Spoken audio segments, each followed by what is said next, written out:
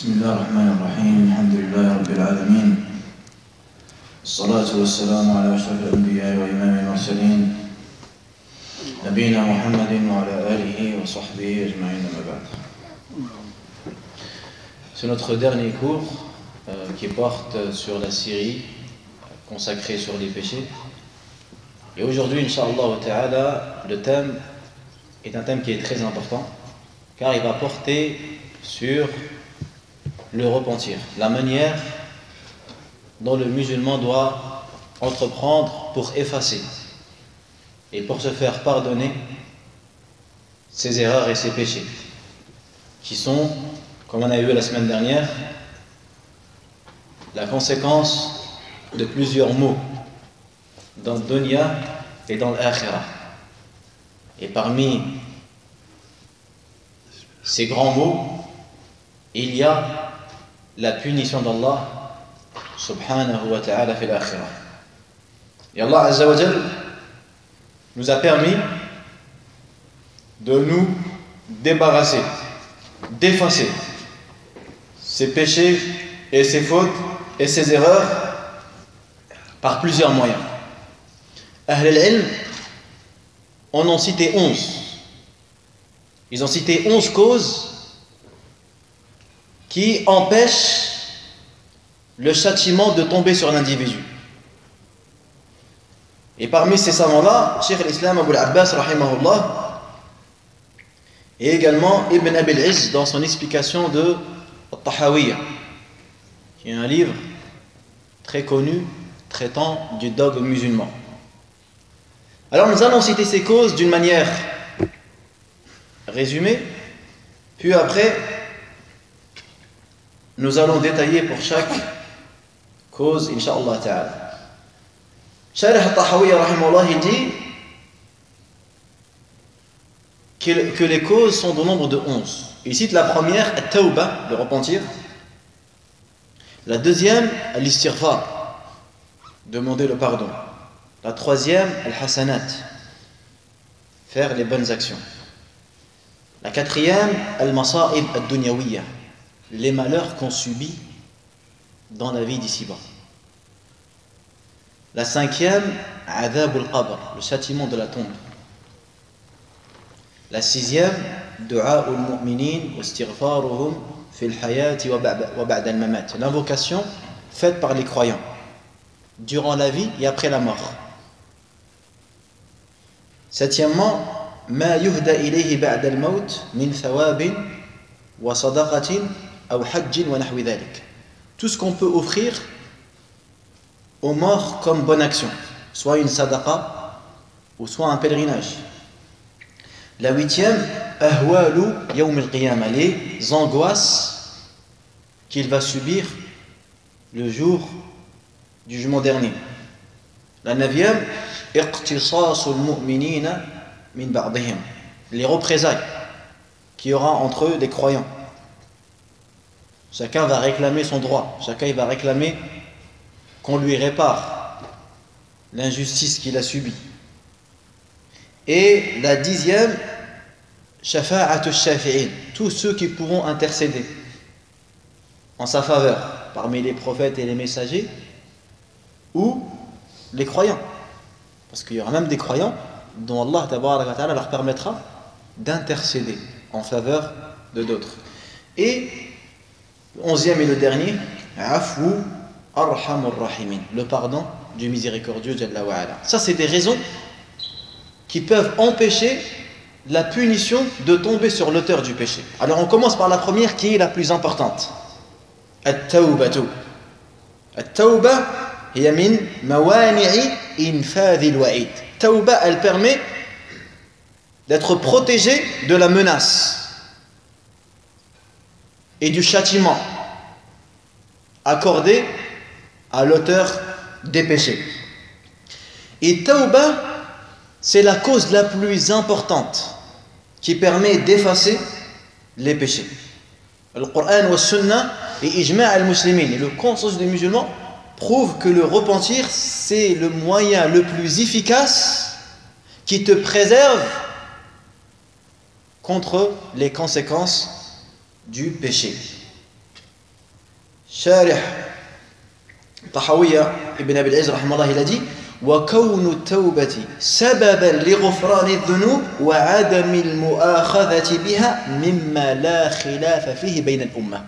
Le fait que quoi? Que la tauba, que le repentir est une cause de pardon des péchés et que la personne ne sera pas jugée, ne recevra aucun reproche de la part d'Allah Azza wa Jalla après le repentir, est quelque chose qui fait unanimité. Et ça, c'est important de le savoir. Vous savez, souvent, il y a des gens qui ne savent pas ça. Le repentir, quand tu fais le repentir, tu deviens comme si tu n'avais jamais fait ce péché. At-tawbatu min adh-dhanbi kaman la dhanba lah. Nabi sallallahu alayhi wa sallam dit, celui qui se repent d'un péché est considéré comme celui qui ne l'a jamais fait. Rahma min Allah. C'est une miséricorde et une grâce de la part d'Allah Azza wa Jal. وَلَيْسَ شَيْءٍ يَكُونُ سَبَبًا لِغُفْرَانِ جَمِيعِ الذُّنُوبِ إِلَّا التَّوْبَةِ. Et il n'y a pas une cause qui permet de pardonner tous les péchés entièrement, si ce n'est le repentir.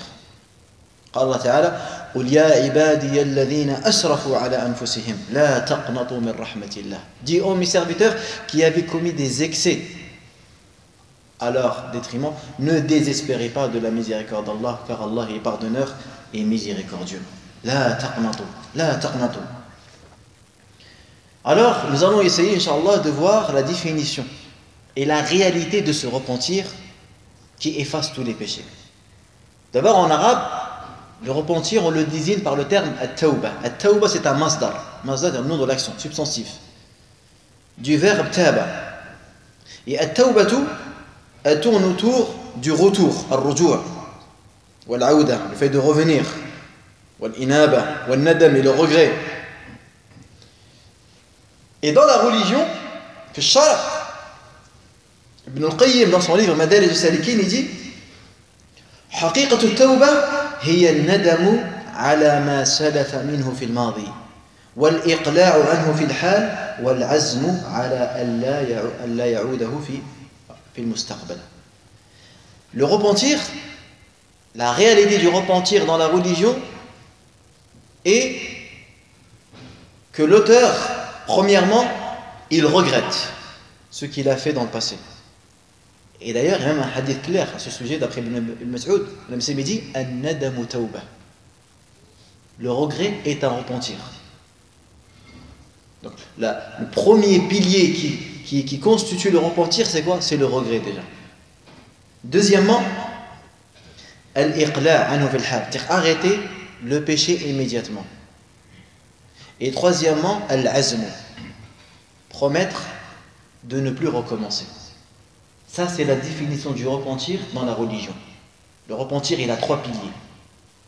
Premièrement, le regret, qui est une action du cœur. Le regret d'avoir commis ce péché, d'avoir commis cette erreur. Deuxièmement, il faut arrêter le péché immédiatement.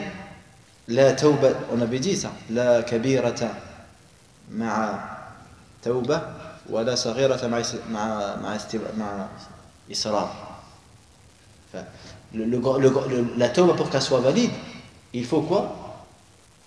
Il faut arrêter le péché immédiatement. Sinon, ce n'est plus un repentir. Un repentir incombe aux musulmans d'arrêter le péché immédiatement, ce qui prouve qu'il est réellement sincère. Et troisièmement, il doit promettre de ne pas recommencer ce péché-là. Il doit promettre de ne pas recommencer ce péché. Si ces trois piliers sont présents, alors son repentir, il est accepté. Il rajoute, les savants, un quatrième pilier, si le péché a été commis vis-à-vis d'une autre personne. Un vol, tu lui as volé un bien, ou tu l'as offensé, ou insulté, et bien là tu dois réparer ton erreur. Le repentir ne sera pas complet si tu ne restitues pas le droit à son propriétaire. Quelqu'un qui a volé de l'argent, ça ne suffit pas qu'il donne pardon à l'argent s'il n'a pas rendu l'argent qu'il a volé. Il faut qu'il rende le droit à autrui pour que son repentir il soit correct. Et il y a une cinquième condition qui est logique, il faut que le repentir soit fait avant la mort. Nabi sallam dit tuqbalu tawbatu ahadukum ma lam yughargir. On accepte le repentir de l'un d'entre vous à condition que quoi? Qu'il n'arrive pas à l'agonie. S'il arrive à l'agonie, c'est trop tard. Ce repentir-là a un mérite près d'Allah tabaraka wa ta'ala. Parce que le repentir, c'est la cause du succès. Allah Azza wa Jal, il dit dans un verset d'une sourate médinoise qui est sourate An-Nur, où Allah tabaraka wa ta'ala il leur donne aux compagnons radiyallahu anhum, alors qu'ils venaient de faire l'hijr, alors qu'ils ont lutté et combattu dans le sentier d'Allah Azza wa Jal, ils ont laissé leur demeure et leur maison, Allah il leur dit وَتُوبُوا إِلَى اللَّهِ جَمِيعًا أَيُّهَا الْمُؤْمِنُونَ لَعَلَّكُمْ تُفْلِحُونَ. Allah il leur adresse cet ordre. Et repentez-vous tous à Allah, ô vous les croyants, afin que vous récoltiez le succès. وَلَيْسَ فِي كَلَامِ الْعَرَبِ كَلِمَةٌ أَجْمَعُ لِلدَّلَالَةِ عَلَى الظَّفَرِ وَالْفَوْزِ مِنْ كَلِمَةِ الْفَلَاحِ. Ahl al-Ilm nous disent qu'il n'y a pas dans la langue arabe un mot qui exprime la réussite et le succès comme le mot al-falah. فَأُولَٰئِكَ هُمُ الْمُفْلِحُونَ. Al-falah, c'est le mot le plus fort pour désigner la réussite et le succès d'un individu. وَتُوبُوا إِلَى اللَّهِ جَمِيعًا أَيُّهَا الْمُؤْمِنُونَ. Tous, لَعَلَّكُمْ تُفْلِحُونَ. النبي صلى الله عليه وسلم il a donné l'exemple. أيها الناس توبوا إلى الله فإني أتوب في اليوم 100 مرة. Dans le hadith rapporté par Muslim d'après Omar ibn Khattab. Ô vous les gens, repentez-vous à Allah, car je me repens tous les jours 100 fois. Subhanallah. Alors qu'Allah tabaraka wa ta'ala lui a pardonné tous ses péchés. Tous les jours il se repentait à Allah tabaraka wa ta'ala 100 fois. فإني أتوب في اليوم 100 مرة. Abdullah ibn Omar il disait, des fois dans la même assise, on pouvait compter que le prophète sallam disait plus de 70 fois Rabbi ghfirli wa tub alayya innaka antal ghafurur rahim. Dans une seule assise. Plus de 70 fois. Rabbi ghfirli wa tub alayya innaka antal ghafurur. Également, parmi les mérites de Tawbah, c'est qu'elle pardonne les péchés. يا أيها الذين آمنوا توبوا إلى الله توبة نصوحا عسى ربكم أن يكفر عنكم سيئاتكم ويدخلكم جنات تجري من تحتها الأنهار. Et c'est pas tout, car parmi les mérites du repentir, écoute bien ça, c'est que le repentir, il transforme les mauvaises actions en bonnes actions. Subhanallah. Tous ces péchés et toutes ces erreurs qui ont été faits vont se transformer auprès d'Allah tabaraka wa ta'ala comme des bonnes actions. Allah Azza wa Jal, il dit dans Surat Al-Furqan, verset 70, إِلَّا مَنْ تَابَ وَآمَنَ وَعَمِلَ عَمَلًا صَالِحًا فَأُولَٰئِكَ يُبَدِّلُ اللَّهُ سَيِّئَاتِهِمْ حَسَنَاتٍ. Sauf celui qui s'est repenti et qui a cru et qui a fait des bonnes actions, ceux-là, tous leurs péchés seront transformés en bonnes actions. Subhanallah. Karam min Allah. Non seulement le péché il est effacé, mais à la place, il est remplacé en bonne action. تُبَدَّلُ السَّيِّئَاتِ حَسَنَاتٍ. Ibn al-Qayyim, il dit وَهَذَا مِنْ أَعْظَمِ الْبِشَارَةِ لِلتَّائِبِينَ إِذَا اقْتَرَنَ بِتَوْبَتِهِمْ إِيمَانٌ وَعَمَلٌ صَالِحٌ وَهُوَ حَقِيقَةُ التَّوْبَةِ. Et ça c'est la plus grande nouvelle, la plus grande nouvelle donnée à ceux qui se repentent, si ils accompagnent leur repentir avec une foi et une action pieuse, parce que c'est ça la réalité du repentir. Le vrai repentir, c'est celui qui est accompagné d'une foi et d'une pratique. Abdullah ibn Abbas radiyallahu anhu, il dit ما رأيت النبي صلى الله عليه وسلم فرح بشيء قط فرحه بهذه الآية لما أنزلت. Il dit, Ibn Abbas, je n'ai jamais vu le prophète sallallahu alayhi wa sallam se réjouir autant que quand ce verset a été révélé, verset numéro 1 et 2 de Surat Al-Fath, où Allah il lui dit Inna fatahna laka fathan mubina liyaghfira laka Allahu ma taqaddama min dhanbika wa ma ta'akhkhar.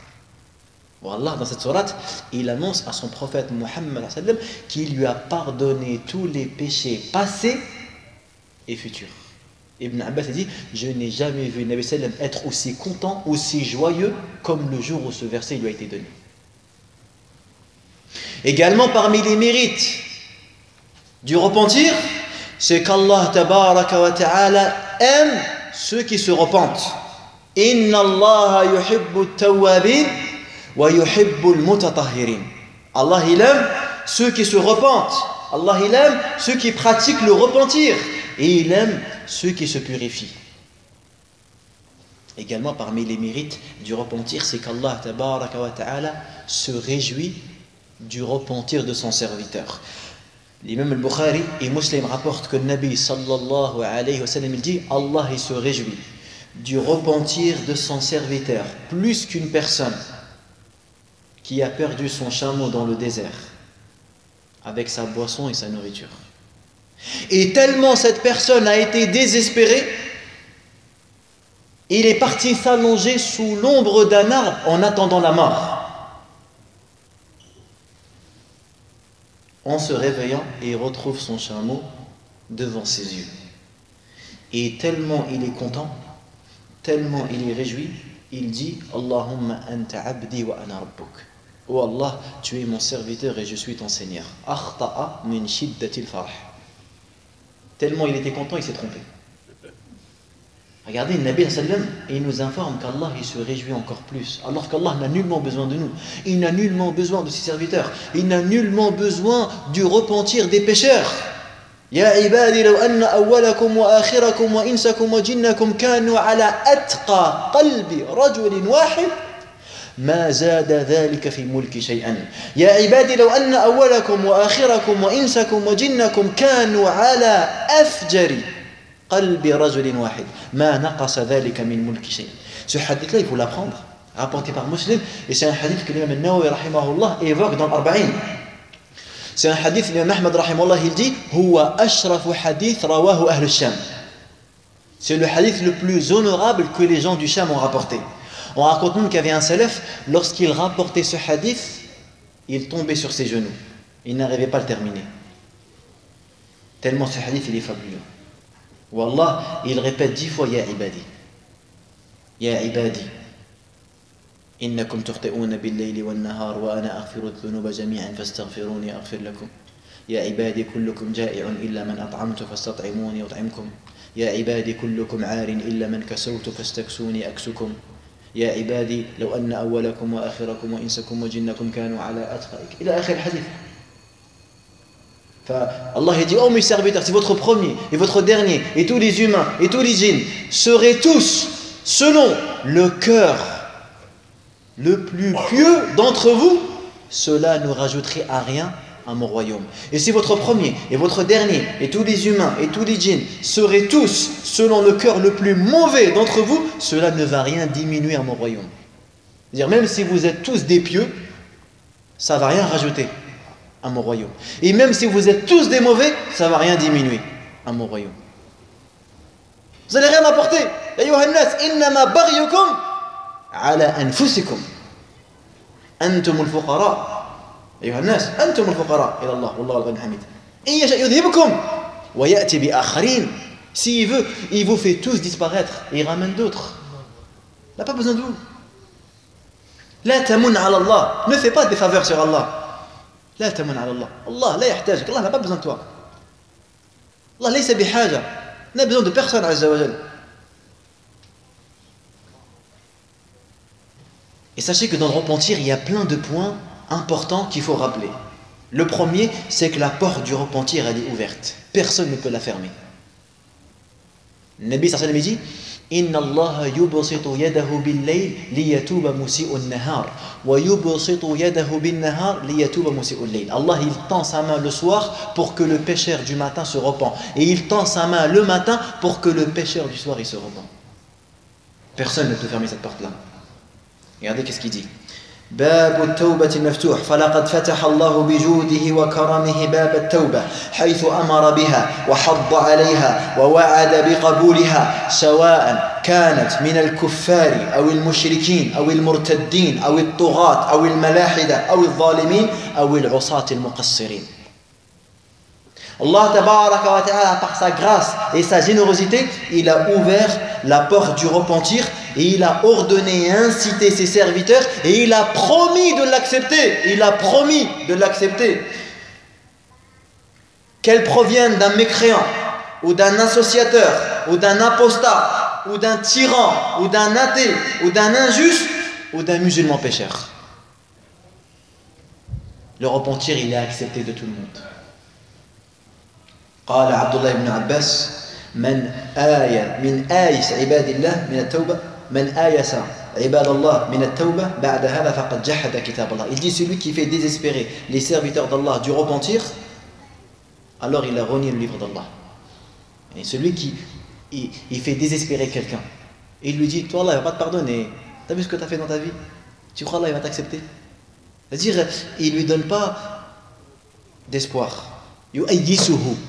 Ibn Abbas il dit que celui qui provoque le pessimisme ou le dégoût à quelqu'un, à un pécheur, il a renié le livre d'Allah Azza wa Jalla. Sachez également qu'il y a deux types de repentir. Il y a un repentir obligatoire et un repentir recommandé. Le repentir obligatoire, c'est le repentir que tu fais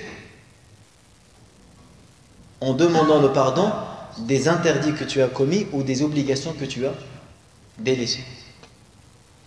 Et il y a un repentir recommandé dont la plupart des gens ne connaissent pas. Mais il est pratiqué que par les gens de science et par les gens éveillés. C'est de se repentir des sunnas que tu as délaissés. Et de te repentir des actes déconseillés que tu as commis. وَالْعَبْدُ مَطْلُوبٌ بِهَذَيْنِ الْأَمْرَيْنِ. Et le serviteur est concerné par les deux types de repentir. Tu es concerné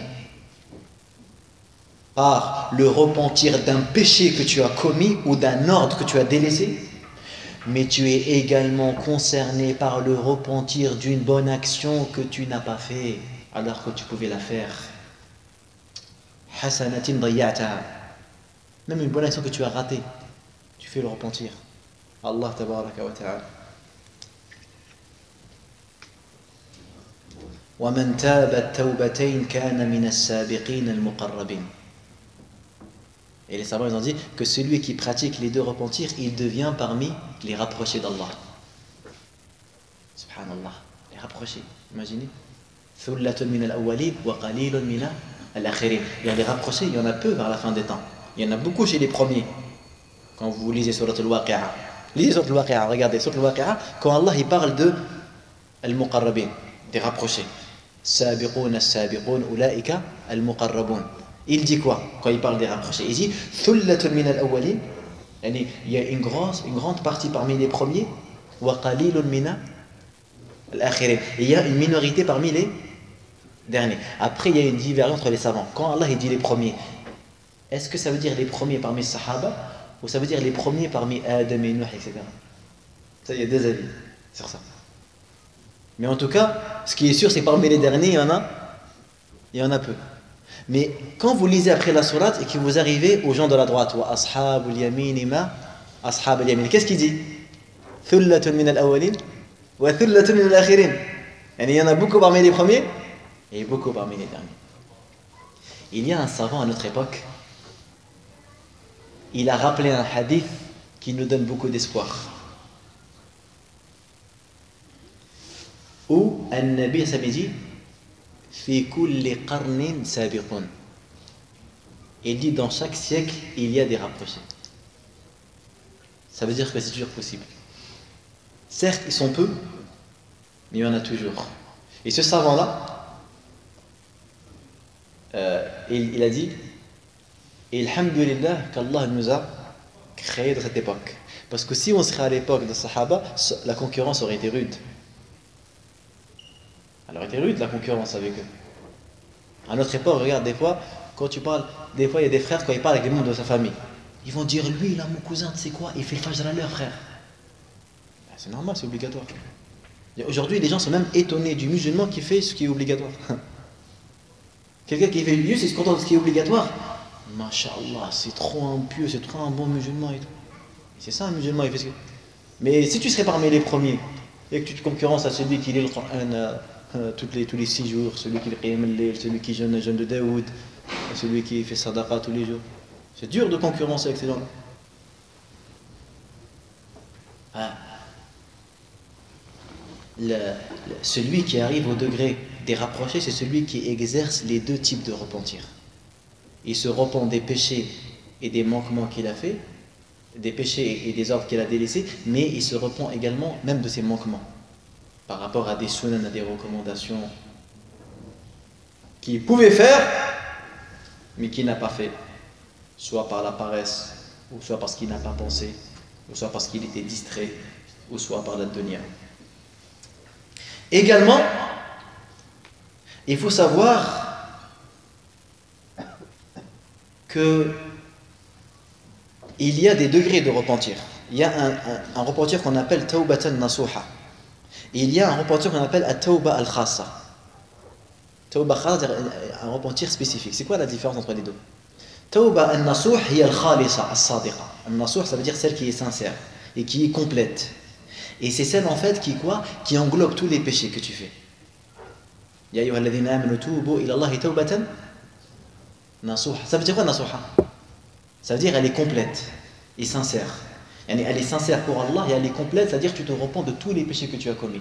Et il y a une tawba qui est khassa, c'est un repentir qui est spécifique. Par exemple, quelqu'un il se repent à Allah du vol, mais il continue à boire de l'alcool par exemple. Celui-là, est-ce que son repentir du vol il est accepté?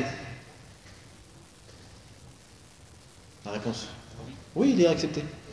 Mais c'est une tawba qui est khassa. Elle est spécifique. Parce que cette tawba-là, elle lui pardonne son péché du vol, mais pas de boire de l'alcool. Parce que c'est pas une tawbatan nasuha. C'est pas un repentir nasuha. Également, at-takhallus min al-huquq wa at-tahallul min al-madhan, comme on a dit tout à l'heure, de se débarrasser des droits d'autrui. Si tu veux réellement que ton repentir soit sincère, il faut restituer tout ce que tu as volé à tes frères. Et même la riba, la médisance, vous savez la médisance, et les insultes et la calomnie, la plupart des savants estiment que tu dois aussi aller demander pardon. Et Shafi'iyya, l'école de Shafi'i, ils disent même que tu dois lui citer l'insulte que tu lui as dit parce qu'il peut pardonner certaines et pas d'autres. Si vraiment tu veux tahallul, tu veux te libérer. Après, un autre avis, pour vous rassurer, c'est l'avis de l'imam Ibn Taymiyyah, qui lui, il dit... Parce que eux, les premiers, ils ont fait le qiyas, ils ont fait le raisonnement par analogie. Ils ont dit comme lorsque tu prends de l'argent, tu dois lui rendre, également si tu prends de son honneur, tu dois lui demander pardon, tu dois demander la réparation. Ibn Taymiyyah, il dit non. Il dit parce que ici, si tu l'informes que tu lui as parlé, que tu as parlé sur lui, tu l'as insulté ou tu l'as calomné, tu vas réveiller une haine entre vous qui peut-être n'existait pas. Donc lui, il ne va rien profiter de ça, si ce n'est qu'il va être triste. Et peut-être même ça va pousser à couper les liens entre toi et lui, si tu l'informes des mauvaises choses que tu as dit à son encontre. Alors Ibn Taymiyyah, il dit plutôt, il faut parler de lui en bien dans les assises dans lesquelles tu parlais en mal, et d'invoquer pour lui, d'invoquer en sa faveur. Ainsi également, et certains rapportent que certains parmi les pieux prédécesseurs, lorsqu'ils invoquaient, ils disaient Allahumma ghfirli wa liman irtabtuhu wa liman zalamtuhu. Oh Allah, pardonne-moi, ainsi qu'à celui dont j'ai médit et ainsi qu'à celui dont j'ai offensé. Également, parmi les points qu'on doit connaître dans ce chapitre-là, Tawbatu al-ajiz an al-ma'siyah. Qu'est-ce que cela signifie? Cela signifie, ce point-là, il aborde le repentir de celui qui est condamné à mort. Par exemple, il est condamné, soit il est condamné à mort, ou soit il est condamné à perpète, en prison. Est-ce que celui-là, il peut toujours se repentir? Sahih, anna lahu tawba. Parce qu'il y a eu une divergence entre Ahl al-Ilm, mais l'avis prépondérant, qui a été choisi par une grande majorité de gens de science, c'est qu'il peut se repentir à partir du moment où il regrette et il réunit les conditions qu'on a citées tout à l'heure du repentir. Parmi les divergences également, est-ce que le repentir du meurtrier est accepté? Tawbatu al-qatil al-muta'ammid. Il y a eu une divergence. Il dit as-sahihu annaha tuqbal idha taba ila Allah wa nadima ala fi'lihi wa sallama nafsahu li warathati al-qatil liya'khudhu haqqahum imma bil qasas aw al-'afw aw ad-diyah. Celui qui tue, il y a eu une divergence et Sahih, l'avis le plus fort, c'est que son repentir il est accepté à condition qu'il se rend à la famille de la victime pour qu'ils récupèrent leurs droits. Soit il demande la loi du talion, le qasas, ou soit il pardonne, ou soit il demande ad-diyah, il demande l'amende. L'amende qui est connue, elle est estimée par le juge. À l'époque de Nabi sallam, celui qui est tué juste par erreur, il devait donner 100 chameaux. 100 chameaux. Et plus il devait jeûner le jeûne de kafara. Après il y a un autre avis, c'est celui d'Ibn Abbas. Ibn Abbas il voyait que celui qui tue n'a pas de repentir. Il se référait au verset de Surat An-Nisa وَمَنْ قَتَلَ مُؤْمِنًا مُتَعَمِّدًا فَجَزَاؤُهُ جَهَنَّمْ خَالِدًا فِيهَا وَغَضِبَ اللَّهُ عَلَيْهِ وَلَعَنَهُ وَأَعَدَّ لَهُ عَذَابًا أَلِيمًا. Et celui qui tue un croyant volontairement, son refuge sera l'enfer, il sera éternellement dedans, et Allah il le maudit, et il est en colère contre lui, et il subira un châtiment douloureux. Pour Ibn Abbas, une telle personne ne peut pas avoir de repentir. Mais on raconte qu'il est revenu à cet avis vers la fin de sa vie. On raconte qu'il est revenu sur ça, et qu'il considère que même le meurtrier, il peut se repentir. Et c'est l'avis le plus juste.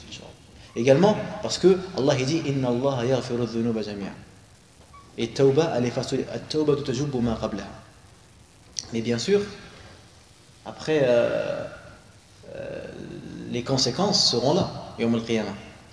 Parce que, comme il s'est dit, le meurtrier viendra en portant sa tête et dira Ya Allah, demande à un tel pourquoi il m'a tué. Parce que ça, c'est un haqq lil ghayr, c'est un droit vis-à-vis d'autrui, ça. Et yawm al-qiyamah, c'est Allah tabaraka wa ta'ala qui va décider. Et ça peut arriver. Une fois, je me rappelle, à Mecca, j'étais dans une assise d'un grand savant. Et pendant cette assise-là, les gens ils viennent de tous les pays. Ils viennent de tous les pays et ils envoient leurs questions. Et il y avait une personne, il a envoyé une question et il a choqué le savant, il a choqué toutes les personnes présentes. Après que le shir il termine son cours, c'était Cheikh Al-Haydan si je me rappelle bien, il lui écrit, il lui dit moi je suis une personne était loin du droit chemin, et lui qu'est-ce qu'il a fait? Il a tué son père. Il a tué son père. Il dit est-ce que je peux encore me repentir? Quand il a posé la question, le cheikh il est resté pendant 2 minutes, il disait rien. Pendant 2 minutes, il est resté comme ça. Après il a fait la hawla wa la quwwata illa billah, la hawla wa la quwwata. Il a dit ya akhi taqarrab ila Allah. Yani fais les bonnes actions, fais des efforts. La'alla Allah an yaghfir lak. Et des fois, les gens ils peuvent tomber dans des erreurs, des erreurs très graves qui bouleversent pas la vie d'ici-bas, mais qui peuvent bouleverser ton éternité. Également, parmi les points qu'il faut savoir dans le repentir, c'est que quand tu fais le repentir, tu récupères des bonnes actions que tu as fait auparavant. Exemple, si quelqu'un il commet un acte de mécréance, d'apostasie, il perd ses actions parce qu'il devient kafir. S'il se repent, est-ce qu'il récupère ses bonnes actions? La réponse est oui. Comme dans le hadith de Muslim. Également, ils disent qu'il récupère son rang auprès d'Allah. Irja'u at-tawbati al-'abda ila halihi al-hasana qabla al-ma'siyah. Faqad yakunu lil-'abdi halun aw maqamun ma'a rabbih thumma yanzilu 'anhu bisababi dhanbin irtakaba thumma yatubu ba'da dhalik. Fahal ya'udu ba'da at-tawbati ila mithli ma kan? Des fois, tu peux avoir un rang élevé auprès d'Allah. Tu commets un péché, tu perds ce rang-là. Exemple concret. Lorsque un Nabi dit Inna al-abda la yatakallamu bil kalima la yulqi laha balan takhirru bihi fi nari jahannam 70 kharifan. L'homme il peut prononcer une parole dont il n'estime pas la gravité, elle peut le projeter en enfer pendant 70 ans. Donc lui il avait une valeur auprès d'Allah. Toi tu peux être impieux, tu peux être quelqu'un de bien, tu as une valeur. Tu dis une parole qui provoque la colère d'Allah, tu descends en enfer 70 ans. quand tu te repens, est-ce que tu vas récupérer le rang que tu avais avant d'avoir prononcé cette parole ou pas? Alors il dit Al-jawab anna ta'ibin man ya'udu ila mithli halihi wa minhum man ya'udu ila akmala minha. Ibn al-Qayyim dit la réponse c'est qu'il y en a après le repentir ils vont revenir à leur degré initial. Et il y en a d'autres ils vont même arriver à un degré plus fort et plus haut que celui dans lequel ils étaient auparavant. C'est vrai, des fois, il peut commettre un péché qui va provoquer une réaction de sa part extraordinaire au point où il va s'attacher à la religion d'une manière dont jamais il ne l'a fait. Il va être rigoureux et motivé comme jamais il n'a pu l'être auparavant. Tout comme également, quand on parle du repentir at-tawbah, il faut éviter de commettre certaines erreurs. Parmi ces erreurs, le fait de retarder la tawbah, c'est une erreur. Et retarder la tawbah est un péché. Et les savants, ils ont dit que beaucoup de gens, ils oublient de faire tawbah, d'avoir retardé la tawbah. Un exemple, quelqu'un il dit, moi, vas-y, je vais commencer à prier la semaine prochaine. Je commence à prier la semaine prochaine. Et bien, cette semaine que tu as ratée, tu dois faire tawbah. Parce que tu devais faire tawbah de suite. Dire non seulement tu dois demander pardon de tous les jours que tu as délaissé la prière, mais en plus tu dois faire le pardon de ne pas avoir pratiqué le repentir avant. Le fait de retarder le repentir est un péché en soi. Parce que le repentir, on doit le faire de suite. Tout de suite. Dès qu'on commet une erreur, on se repent à Allah Azza wa Jalla. Également parmi les points importants, al-ghaflatu 'ani at-tawbah mimma la ya'lamuhu al-'abdu min dhunubihi. Il y en a beaucoup, ils oublient de faire le repentir sur des péchés qu'ils ne connaissent pas ou qu'ils ont oubliés. فَهُنَاكَ ذُنُوبٌ خَفِيَّةٌ. Parce qu'il y a des péchés qui sont cachés. Et rappelez-vous le hadith de Nabi sallallahu alayhi wa sallam lorsqu'il dit Ash-shirku fi hadhihi al-umma akhfa min dabib an-naml. Le shirk dans cette communauté est aussi caché que les pas d'une fourmi. Et là Abu Bakr radhiyallahu anhu dit فكيف الخلاص منه يا رسول الله. Comment s'en préserver ya Rasulullah? Et il lui répond, il dit أن تقول اللهم إني أعوذ بك أن أشرك بك وأنا أعلم وأستغفرك لما لا أعلم. فهذا طلب الاستغفار مما يعلم العبد أنه أذنب ومما لا يعلم. Et si vous regardez bien les formules que le Nabi sallallahu nous a appris, il nous a donné des formules qui englobent tous les péchés qu'on a fait. Regardez parmi les formules magnifiques qu'il convient d'apprendre, Allahumma ighfir lima qaddamtu wa ma akhartu wa ma asrartu wa ma a'lantu wa ma anta a'lamu bihi minni. أنت المقدم وأنت المؤخر لا إله إلا أنت. Magnifique. اللهم اغفر لي جدي وهزلي وخطئي وعمدي وكل ذلك عندي. Et c'est nous a appris des du'as extraordinaires. Des du'as qui te demandent à Allah de te pardonner tous les péchés, ceux que tu connais et ceux que tu ne connais pas. Parce que les péchés qu'on commet et qu'on ne connaît pas ou qu'on a oubliés sont très nombreux. Également parmi les erreurs, certains ils délaissent le repentir de peur de recommencer. Et tu lui dis parmi les conditions du repentir de promettre de ne plus recommencer. Il va dire non, je ne le fais pas parce que je sais que je vais recommencer. Mais non, tu fais le repentir. Et si tu recommences le péché, recommence le repentir. Et il sera accepté. Sois sincère avec Allah. Parce que après le repentir, tu ne vas pas devenir infaillible. C'est pas possible. Tu vas commettre des erreurs.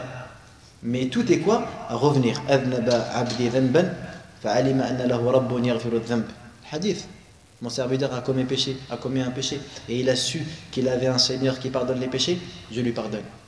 Et puis encore, il commet encore le péché, et Allah il lui dit, mon serviteur a commis un péché, et il a su qu'il avait un serviteur, un Seigneur qui pardonne les péchés, je lui pardonne. Ben, il ne faut pas faire ça. Parce que des fois, t'en as, il va dire, ouais, j'ai pas envie de commencer à prier parce que je sais que je vais arrêter. Et est-ce qu'il paraît, quand tu pries de temps en temps et t'arrêtes, c'est encore pire que quand tu pries pas du tout. Qui t'a dit ça déjà? Regarde, même si tu utilises la logique, c'est quoi le plus grave? Quelqu'un qui a délaissé 300 prières dans l'année ou quelqu'un qui a délaissé 100 prières dans l'année? On est d'accord que celui qui a délaissé 300, c'est plus grave. Donc pourquoi est-ce que celui qui prie de temps en temps serait pire que celui qui prie pas? Au contraire même. T'as des savants, comme ceux qui prennent l'avis de Takfir Tariq Salat, et ils disent que celui qui prie de temps en temps, ça reste un musulman. Mais celui qui prie pas du tout, non, c'est pas un musulman. C'est l'avis de certains Hanabila. Mais ça, c'est le shaitan. C'est le stratagème de shaitan. Ou comme celui qui te dit non, tant que je fume, je prie pas, parce que tu vois, moi je suis pas un hypocrite, frère. Moi, il y a des gens qui vont prier et je sais qu'ils fument. Eux, c'est des hypocrites. Moi, tu vois, la religion, il fait un mec sérieux en plus, ça le pire. Mais c'est toi l'ignorant. C'est lui, il a compris. C'est lui là qui fait bûcher des parties prises. C'est lui, il a tout compris. Parce que lui, au moins, il a gardé une corde avec Allah. Il se lave un peu de ses péchés. Toi, t'as rien du tout, toi. Toi, t'as que le blabla. Tu parles, mais t'as rien. Lui, moi, il meurt, on va prier sur lui. Il fume, il se prosternait pour Allah, il s'inclinait tous les jours, il se fait des ablutions. Toi, ni tu faisais les ablutions, ni tu trucs, et ni t'as arrêté de fumer. T'as rien fait du tout. Mais Shaitan, il ruse avec les gens. Il ruse. Ou comme ceux qui ne veulent pas faire le pèlerinage, il a de l'argent, il peut faire le hajj. Dire non, j'attends. Prends ta temps, subhanallah. Ouais, mais parce que je sais, là, si je le fais, je ne vais pas. Subhanallah. Fais ton pèlerinage, ya akhi. Taqillah fi nafsik. Ça ne veut pas dire qu'après le pèlerinage, tu vas devenir un infaillible ou un saint. Et akhi, tous ont fait des erreurs. Et justement, aller faire le pèlerinage, aller faire des bonnes actions, ça va t'aider à te fortifier et à faire face à tes lacunes et à tes faiblesses. Et de toute façon, on aura toujours des faiblesses, subhanallah. On n'arrivera pas. Ne pense pas que des fois, tu as des frères, ils pensent, ils se disent, si je me mets à fond dans la science et tout, après je vais arriver à un niveau où je serai sincère à 100%, jamais je vais avoir l'idée de commettre de l'ostentation dans mon esprit, jamais. Non, c'est faux, akhi, c'est faux. C'est faux. Tu seras toujours imparfait. Istaqimu ilayhi wastaqimu. Il dit saddidu wa qaribu, istaqimu wa lam tuhsu. Il dit istaqimu, soyez droit et vous ne pourrez pas le faire totalement. Wa saddidu. Yani approchez-vous, faites le maximum. Saddidu wa qaribu. D'ailleurs, dans un hadith, il dit shayyabatni Hud. Yani Hud, la sourate, elle m'a donné des cheveux blancs. Et Ibn al-Qayyim il dit que ceux qui a Shayyab Nabi sallam, dans sourate Hud, c'est le verset où Allah lui dit fastaqim kama umirt. Et suis la droiture comme elle t'a été ordonnée. Et toi que les savants, ils n'aiment pas ceux qui disent ana mustaqim, alhamdulillah, je suis istaqamt, ana ala l'istiqama. لا أقول أنا مستقيم إن شاء الله. هذا الاستقامة شيبة النبي صلى الله عليه وسلم. أو الأمر بالاستقامة. Également, parmi les erreurs dans le repentir, at-tamadi fi dhunub. Parce que des fois, certains ils vont entendre ça, ils vont dire ah ouais, ça veut dire il suffit regretter, arrêter le péché, et tu promets de ne plus recommencer, et c'est bon. Parce que des fois, il y en a, ils vont venir, ils vont te raconter des péchés de fou qu'ils ont fait. Lui, il s'attend, tu lui dis, je sais pas moi, donne 1000 euros, là, jette-toi par la fenêtre.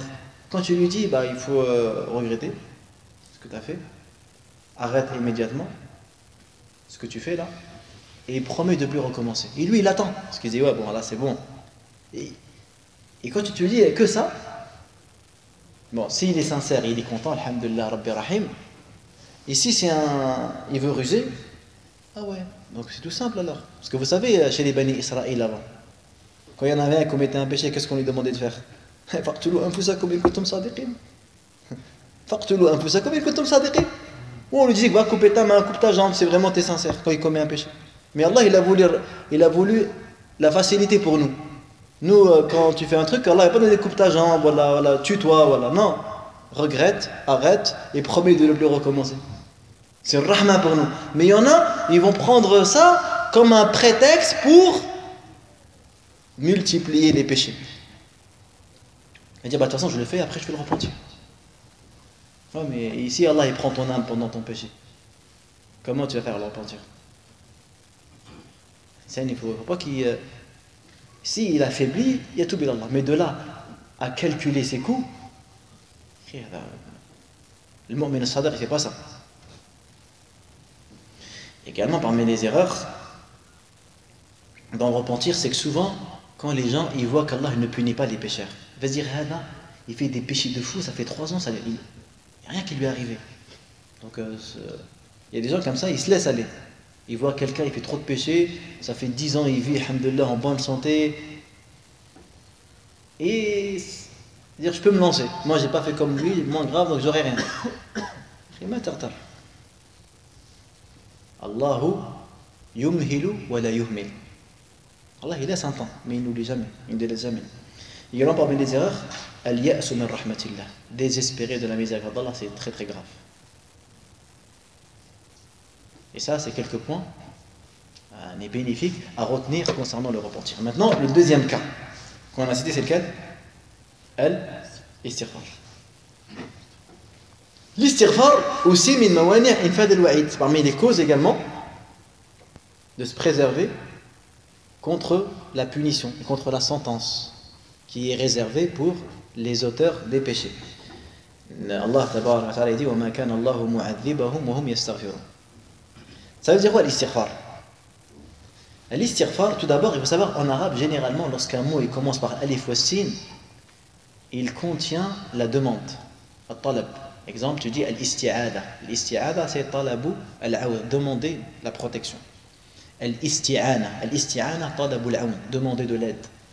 Al-istisqa, talabu suqya, demander la pluie ou demander l'eau. Al-istishfa, yani talabu shifa, demander la guérison. Quand on dit al-istighfar, c'est quoi? Al-ghafar ou ghafara. Maddatu ghafara ou al-ghafr, c'est de mettre quelque chose qui protège, as-sitr en fait, de cacher. Par exemple, les Arabes à l'époque, ils appelaient le casque que mettait le combattant al-mirfar, parce qu'il est préservé. Ou il disait irfar thawbaka, il préserve ton vêtement. Fa innahu aghfar lil wasakh. Quand tu dis al-istighfar, ça veut dire tu demandes à Allah Azza wa Jal de cacher et de pardonner tes péchés. Parce que al-ghafr, c'est as-sitru wa taghtiya. C'est de couvrir et de cacher. Wa kullu shay'in satartahu faqad ghafartah. Toute chose que tu as cachée, tu as ghafartah.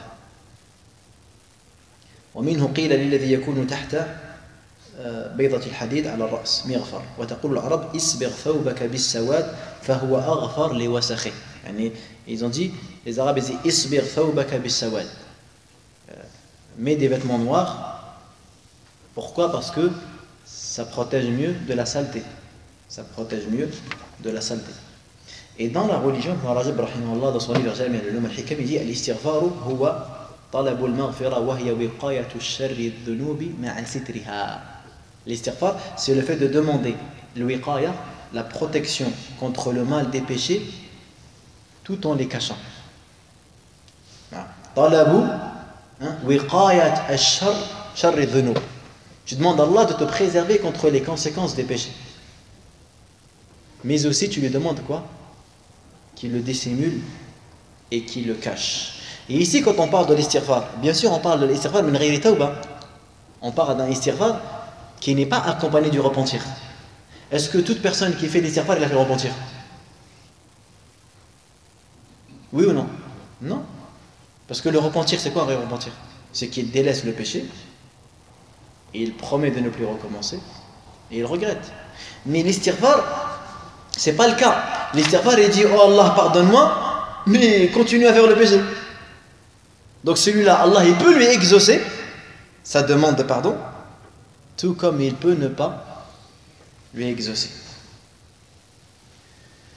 Car il dit, فابن تيمية رحمه الله يقول فإن الله تعالى قد يغفر له إجابة لدعائه وإن لم يتوب. Allah il peut accepter sa demande de pardon même s'il n'a pas fait un repentir. Il y a également comme preuve le hadith de Anas où le Nabi sallallahu alayhi rapporte la parole d'Allah Ya ibn Adam innaka ma da'awtani wa rajawtani ghafartu laka ala ma kana minka wa la ubali. Dans ce hadith là il y a la parole où Allah tabaraka wa ta'ala dit Ya ibn Adam لو بلغت ذنوبك عنان السماء, si tes péchés atteignent le niveau du ciel. ثم استغفرتني, puis tu me demandes pardon, غفرت لك, je te pardonne.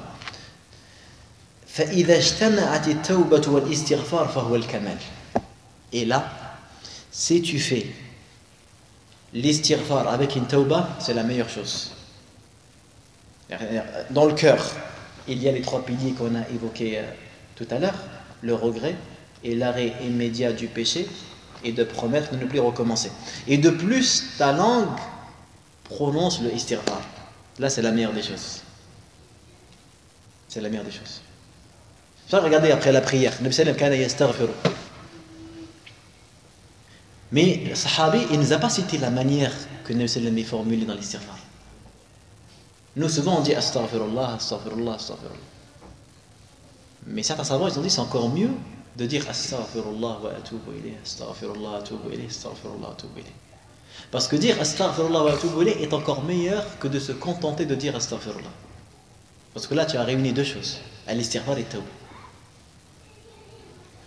Quelles sont les différences, ou quelle est la différence entre tawbah et l'istighfar? C'est quoi la différence entre les deux? Il y en a plusieurs. Parmi les différences qu'il y a, l'istighfar, il peut avoir lieu tout en persistant sur le péché, alors que la tawbah c'est impossible, sinon ce n'est pas une tawbah. Également, at-tawbah tuqbal wa tumha biha adh-dhunub wa qad tubaddalu hasanat idha kanat at-tawbah hasanatan nasuha. Amma l'istighfar fa huwa mujarrad du'a ka sa'ir al-ad'iya. Parmi les différences également, c'est que le repentir il est accepté et il efface les péchés et même il les transforme en bonne action. Alors que l'istighfar c'est une simple invocation, elle peut être exaucée et elle peut ne pas l'être. Également parmi les différences qu'il y a entre la tawbah et l'istighfar, أن الاستغفار يقوم به الإنسان عن نفسه وعن غيره من إخوانه المسلمين. L'istighfar, tu peux le faire pour toi, mais aussi tu peux le faire pour tes frères musulmans. En revanche, la tawbah, tu ne peux l'accomplir que pour toi-même. Tu ne peux pas faire la tawbah pour les autres. Pas possible. Également, la récompense qu'il y a dans l'istighfar. Vous savez, le Nabi sallam nous dit Man istaghfara lil mu'minin wal mu'minat kataba Allahu lahu bi kulli mu'minin wa mu'mina hasana. Celui qui demande le pardon pour les croyants et les croyantes, Allah tabaraka wa ta'ala lui donne pour chaque croyant une bonne action. Et cette adoration-là, elle est ignorée ou négligée par certains musulmans. Alors que elle engendre une quantité assez conséquente de hasanat quand même. Parce que quand tu demandes à Allah dans tes du'a qu'il pardonne à tous les musulmans, il y a combien de musulmans sur terre? C'est énorme. Et si tu dis Allahumma ghfirli wa li walidayya wa lil muslimina wal muslimat wal mu'minin wal mu'minat al ahya'i minhum wal amwat, tu as touché combien de musulmans et de musulmanes quand tu demandes pour les vivants, pour les morts? Et Ahl al-Ilm, pour certains, ils disaient de ne jamais délaisser cette dua-là. Toujours quand ils invoquent pour eux, ils invoquent pour les musulmans. Des fois, il y a des gens, ils invoquent que pour lui. Quand il fait des duas, et les autres, après, tout le monde mort. Chacun demande pour lui. Non, mais quand tu demandes pour eux, c'est toi le gagnant, après. Parce que quand tu demandes pour les autres, là, tu as quelques milliards là, de hasanat en quelques secondes. C'est magnifique, non? Tu as quelques milliards de hasanat en 5 secondes. Allahumma ghfirli wa li walidayya wa lil muslimina wal muslimat wal mu'minina al ahya minhum. Quelques milliards en quelques secondes, subhanallah. Imagine-toi combien de fois tu as raté des hasanat. Au lieu d'invoquer pour toi et les musulmans, tu as invoqué que pour toi. Et en plus, quand tu invoques pour les musulmans, un ange te dit Amin wa laka bil mithl. Amin, et qu'Allah te donne pareil. Vous avez vu la science, comment elle te fait gagner des degrés? L'ilm, c'est une lumière. Celui qui a du ilm, il dépasse les autres qui œuvrent plus que lui. Mais lui, il sait comment œuvrer. L'ibra, laysat bil kathra. C'est pas la quantité qui compte, c'est la qualité en islam. Quand Nabi sallam il a vu une femme, elle évoquait Allah après le Fajr jusqu'au lever du soleil.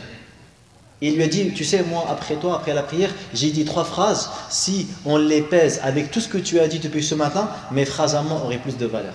Il lui dit, comment ça, Rasulallah? Tu as dit quoi? Je dis, Subhanallah bihamdihi, adada khalqihi, wa rida nafsihi, wa zinata arshihi, wa midada kalimatihi. Subhanallah bihamdihi, adada khalqihi.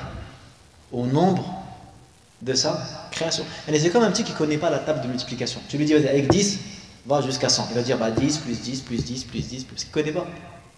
Mais tu prends un qui est plus grand que lui, il va dire 10 fois 10, puis c'est tout. Il gagne du temps. Et il arrive au même résultat. Mais avec moins d'efforts. C'est ça l'ilm, c'est ça la science. Elle te permet d'aller plus vite, avec moins d'efforts. Yarfa'illahu alladhina amanu minkum walladhina utul ilma darajat. Également parmi les différences évoquées par les savants entre at-tawba et l'istighfar, c'est que les anges yastaghfiruna lilladhina amanu. Les anges ils demandent pardon pour ceux qui croient. Et walam ya'ti annahum yatubuna anhum. Mais il n'a pas été évoqué qu'ils font le repentir pour eux. Également parmi les différences, anna at-tawba tantahi bi ghargharati al-insan. C'est que le repentir s'arrête à l'agonie. Quand l'être humain quand l'agonie elle se manifeste en lui, il ne peut plus faire de repentir. Alors que l'istighfar il peut se faire tout le temps. Même pendant qu'il meurt, il peut demander l'istighfar. Même après sa mort, on peut demander l'istighfar pour lui. Également, parmi les différences, l'istighfar lahu awqat mutlaqa wa muqayyada. L'istighfar, il a un temps qui est global, qui n'est pas limité par un temps. Tu peux faire l'istighfar quand tu veux. Mais il y a également des moments où il est recommandé de faire l'istighfar pendant un temps précis. Comme al-julus bayna as-sajdatayn. Quand on est entre les deux prosternations, la sunna c'est de dire Rabbi ghfirli, Rabbi ghfirli. Ou de dire Rabbi ghfirli warhamni wahdini warzuqni wa'afini wajburni. Entre les deux prosternations. Selon l'école de Ahmed, c'est même obligatoire. Mais selon Malik, Shafi'i et Abu Hanifa, c'est une recommandation. C'est-à-dire que si quelqu'un, entre les deux prosternations, il n'a rien dit, c'est pas grave. Il ne fait pas de sujoud de prosternation, de distraction.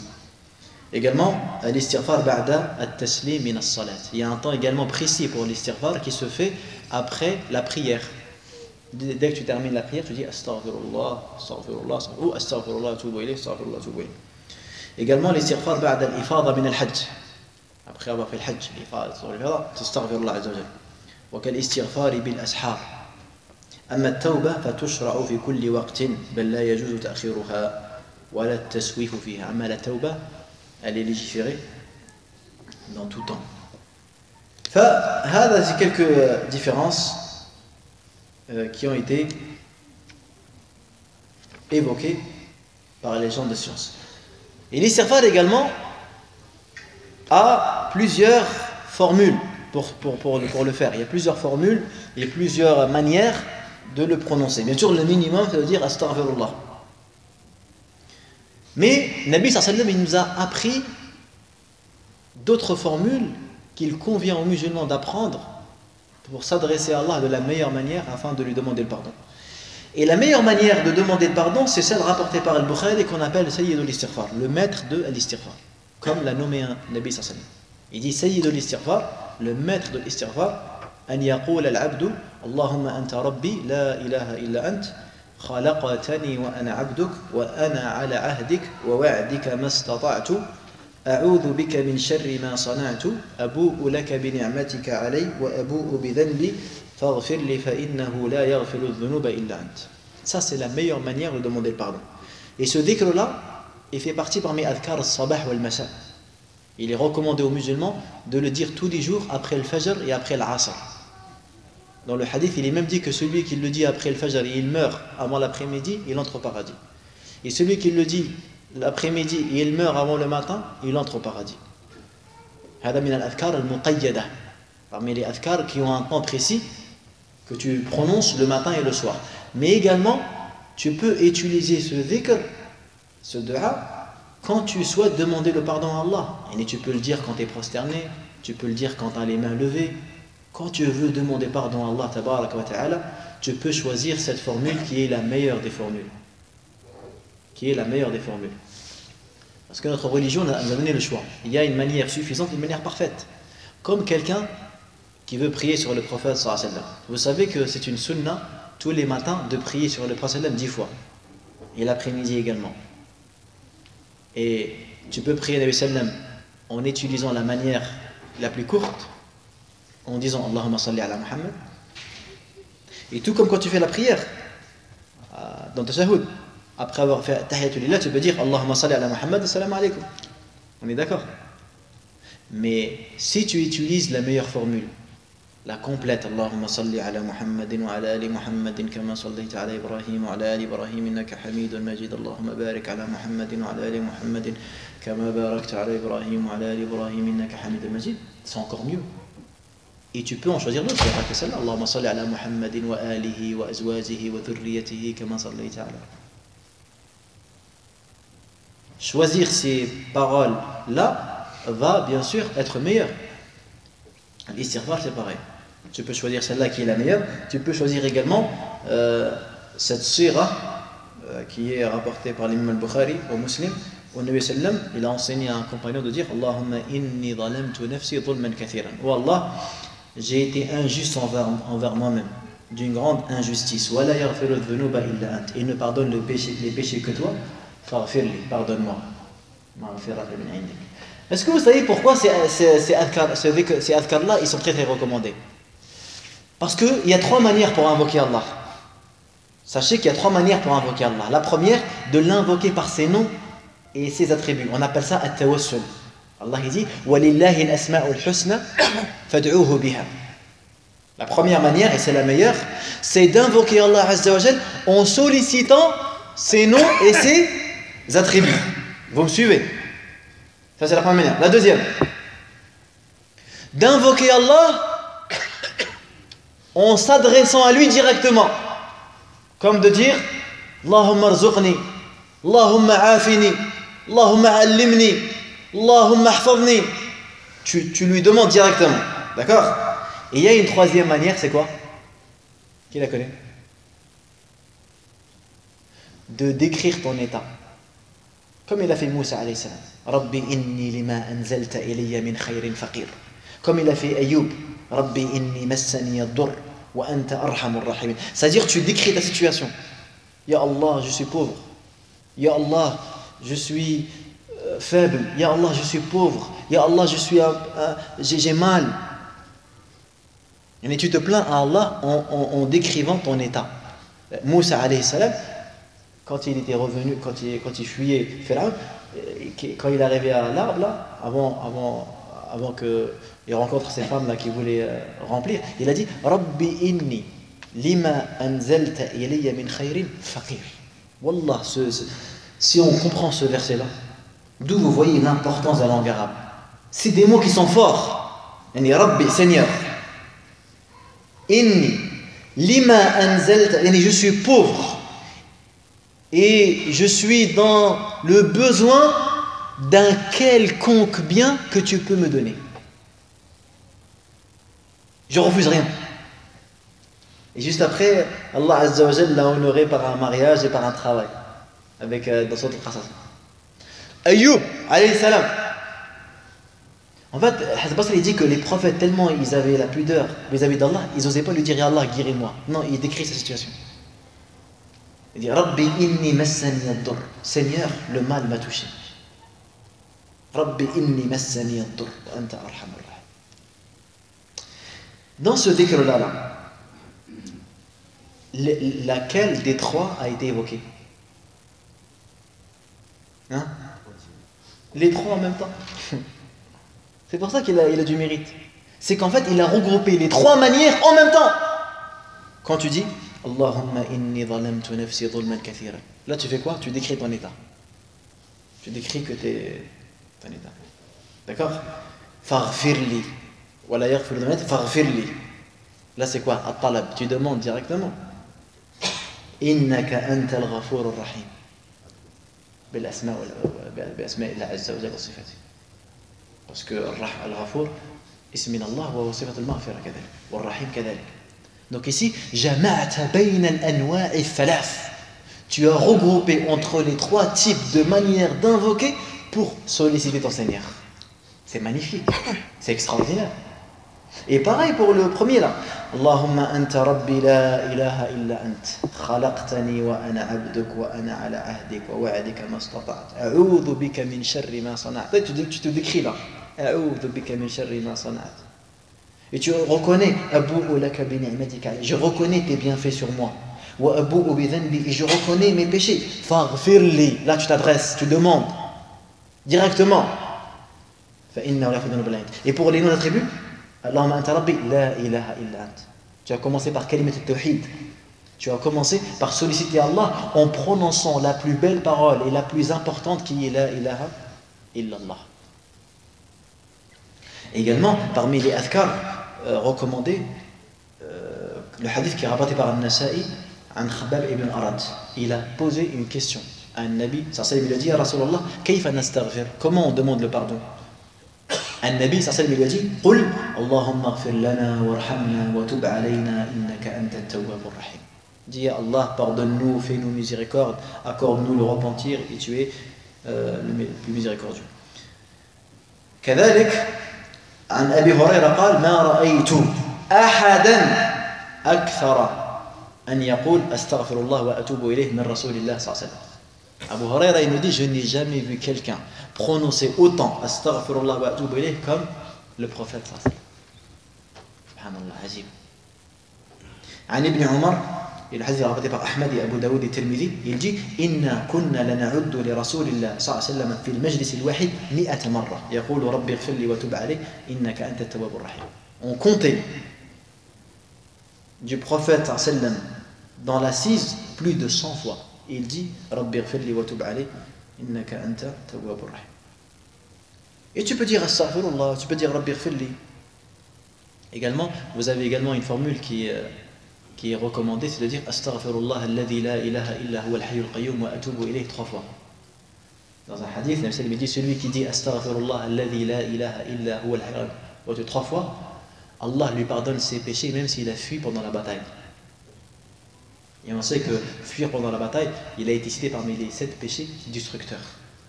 Astaghfirullah alladhi la ilaha illa huwa. Cheikh Ibn Baz, il dit que par expérience, celui qui prononce beaucoup ce dhikr, Allah lui enlève l'angoisse et le stress qu'il a au fond de lui. Celui qui dit Astaghfirullah alladhi la ilaha illa huwa al-hayyul qayyum wa atubu ilayh. Il dit par expérience, on a remarqué qu'Allah tabaraka wa ta'ala, il enlève l'angoisse et le stress qu'il y a dans les cœurs. Et l'istighfar, bien sûr, c'est une adoration qui a beaucoup de mérites. Ces mérites, tu les reçois dans le dunya avant l'akhirah. فَقُلْتُ اسْتَغْفِرُوا رَبَّكُمْ إِنَّهُ كَانَ غَفَارًا. Nuh alayhi salam a dit, et je leur ai dit, demandez pardon à votre Seigneur car il est pardonneur. يُرْسِلِ السَّمَاءَ عَلَيْكُمْ مِدْرَارًا. Nuzul al-amtar, la pluie descendra sur vous. Et quoi d'autre? Yubdidkum bi amwal, il vous donnera de l'argent. Wa banin, et des enfants. Wa yaj'al lakum jannat, wa yaj'al lakum anhara. Également, Allah dans Surah Hud dit Wa yazidkum quwwatan ila quwwatikum. Et il dit également dans Surah Hud Yumatti'ukum mata'an hasanan ila ajalin musamma. Et parmi les athar, il y a une parole de Aïcha radhiyallahu anha qui dit Tuba liman wajada fi sahifatihi istighfaran kathira. Elle annonce la bonne nouvelle à celui qui, Yawm al-Qiyamah, il trouvera dans son livre beaucoup d'istighfar. Alors toi, tu vas en trouver combien, à ton avis? 100, 1000, 100 000, 1 million, 1 milliard? Combien de istighfar tu vas trouver? Et vous savez également, parmi les sunan, tous les matins, de dire 100 fois astaghfirullah. Ça prend combien de temps de dire 100 fois astaghfirullah? 2 minutes. 2 minutes. Astaghfirullah, astaghfirullah, astaghfirullah, astaghfirullah. Tu fais 100 fois 2 minutes, même pas.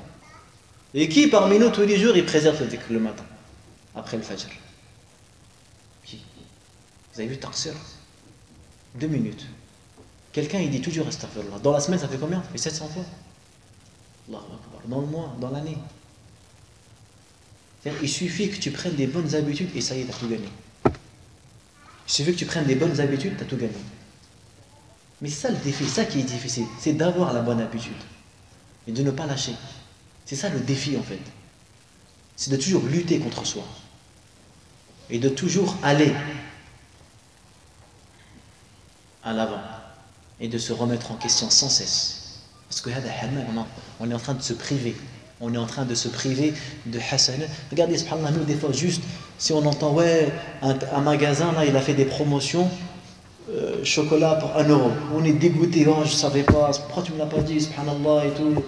Juste pourquoi pour la... C'est vrai ou pas? Voilà, ils font une promotion de téléphone, pas cher. On est dégoûté.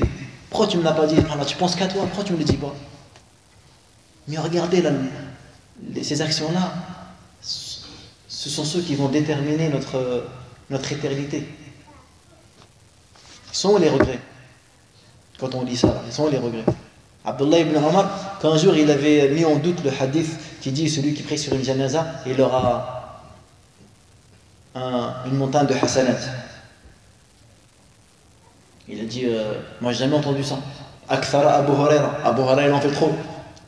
Il rapporte trop de hadith, moi j'ai pas entendu ce hadith là. Il dit à certains là qui étaient présents. Ils sont partis voir Aïcha. Ils ont dit, est-ce que tu as déjà entendu Nabi sallam dire que celui qui prie sur une janaza, il aura une montagne de hasanat. Il a un qirat. Et s'il suit le cortège funèbre, il a qiratan, 2 qirats. Elle a dit, Sadaqa Abu Huraira.